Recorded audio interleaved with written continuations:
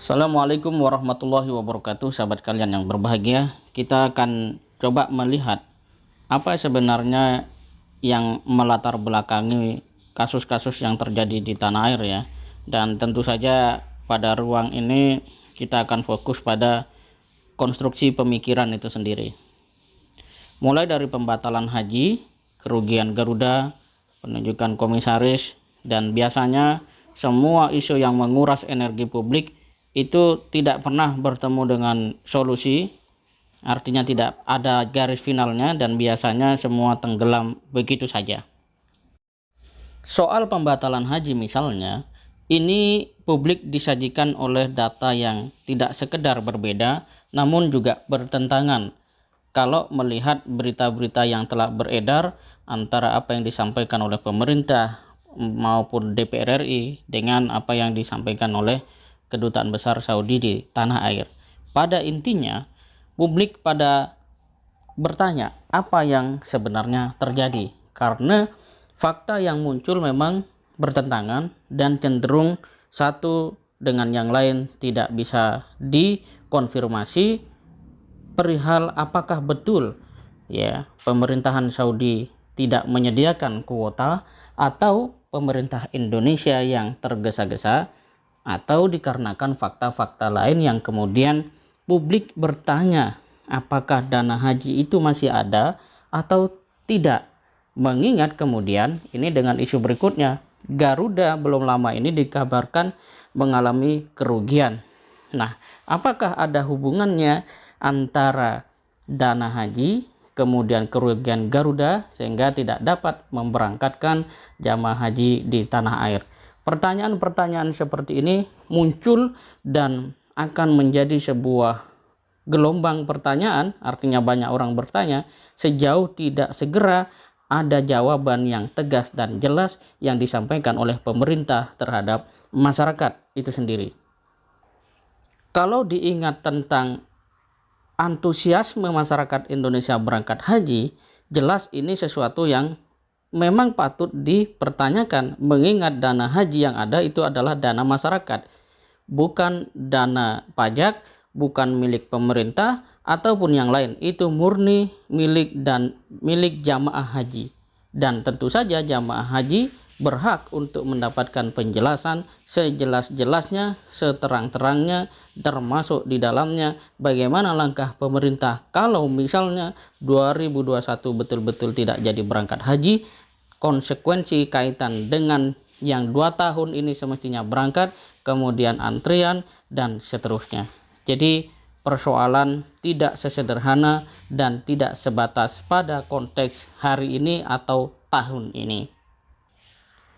Kalau kemudian kita merasuk lebih jauh lagi pada soal bagaimana kesiapan pemerintah di dalam menjalankan amanah untuk memberangkatkan masyarakat yang telah melunasi dana hajinya ini untuk berangkat, maka muncul lagi pertanyaan lain. Apakah performa dari pemerintahan memang betul-betul siap, atau justru hari ini pihak-pihak yang bekerja secara administratif mendapatkan satu fakta yang berbeda sehingga mereka harus mengikuti kehendak atau kepentingan tertentu, pada akhirnya menyerah karena memang tidak punya daya apapun untuk kemudian bekerja sebagaimana mestinya. Jadi sebuah fakta pada akhirnya kalau dia berhubungan dengan kepentingan publik dan tidak jelas arah dari penjelasan yang disampaikan oleh pihak yang semestinya bertanggung jawab, ini memang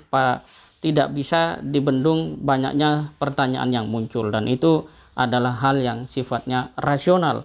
Artinya pemerintah mau tidak mau harus segera memberikan jawaban yang betul-betul bisa dipahami oleh akal sehat disertai dengan bukti, termasuk di dalamnya adalah langkah-langkah solusi yang disiapkan untuk mengatasi atau menyelesaikan permasalahan ini. Pada sisi yang lain kita menemukan heboh atau pembahasan viral tentang penunjukan komisaris di BUMN kita atau pemerintahan atau negara kita. Mengapa komisaris selalu diisi oleh orang-orang yang secara normal, wajar orang bertanya apa relevansi seorang A menduduki posisi komisaris di BUMN tertentu misalnya. Dan sejauh ini tidak pernah hadir sebuah jawaban yang substansial, komprehensif mengapa kemudian mereka duduk di situ. Nah, ini juga menjadi sebuah pertanyaan yang penting, dan karena itu wajar jika kemudian ada pihak yang mengatakan diantaranya MUI bahwa semestinya ya posisi komisaris di BUMN itu didasari oleh semangat untuk menghadirkan performa perusahaan yang lebih baik, bukan kemudian utang budi politik. Dua kasus ini membuat kita harus bertanya dan berpikir mengapa kemudian negara kita mengalami krisis sedemikian rupa, padahal dampak akibat pandemi berupa kesehatan, kemudian pendidikan itu juga belum teratasi dengan begitu baik. Pada saat yang sama, langkah-langkah kinerja performa dari pemerintah selalu mengundang pertanyaan publik. Pada saat yang sama juga mungkin ada yang kecewa mengapa demikian. Tentu saja di sini adalah mereka yang batal untuk berangkat jamaah haji itu sendiri. Sahabat kalian yang berbahagia, saya melihat bahwa persoalan ini berangkat dari apa yang disebut dengan krisis kesadaran. Kesadaran dalam Kamus Bahasa Indonesia berarti keadaan mengerti. Jika kemudian kita sebut dengan krisis kesadaran, berarti sedang terjadi banyaknya orang di Indonesia, terutama yang memegang kebijakan, hidup atau bergerak dalam kondisi tidak sadar. Tentu saja tidak sadar dalam hal ini adalah posisinya yang mengemban amanah berat, kemudian tekad dan kinerjanya yang semestinya betul-betul serius dan totalitas, pada saat yang sama juga tidak melihat resiko atau dampak yang dihasilkan dari ketidakseriusan dan ketidakmengertiannya dalam menjabati satu kedudukan yang sejatinya itu adalah amanah yang harus dipertanggungjawabkan. Langkah yang dibutuhkan untuk mengatasi krisis kesadaran yang sebenarnya adalah akar dari segala krisis yang terjadi saat ini adalah kembali kepada jalan yang benar, yaitu berusaha bagaimana dapat benar-benar mengerti dan benar-benar mengetahui, sehingga ada upaya konkret untuk mengatasi keadaan yang terus mereput seperti sekarang. Kunci untuk sadar dan mengerti serta mengetahui itu yaitu kita harus menjadi orang yang bertakwa. Ibnu Mas'ud radhiyallahu an mengatakan sudah mencukupi jika rasa takut kepada Allah dikatakan sebagai ilmu, dan sudah mencukupi jika kesombongan itu dikatakan sebagai kebodohan.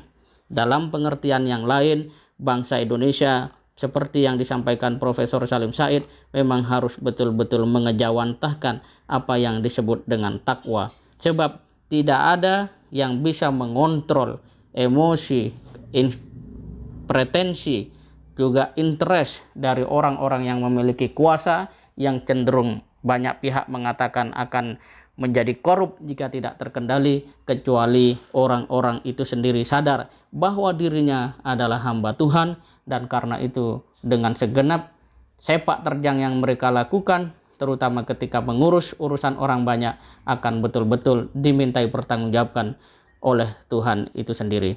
Dengan demikian, tidak ada langkah terbaik kecuali dengan semua orang menyadari bahwa kita akan bertemu dengan Allah Subhanahu wa taala, dan kelak ya, apapun yang terjadi di dunia ini, terlebih terkait dengan urusan orang banyak, mau tidak mau semua pihak yang bertanggung jawab harus menjelaskan kepada Allah Subhanahu wa taala, dan ini adalah satu kondisi yang harus kita siapkan sejak sekarang, tentu saja dengan kesadaran, kejujuran, integritas, dan juga sebuah keyakinan yang kuat bahwa hari itu pasti akan datang. Semoga bermanfaat. Assalamualaikum warahmatullahi wabarakatuh.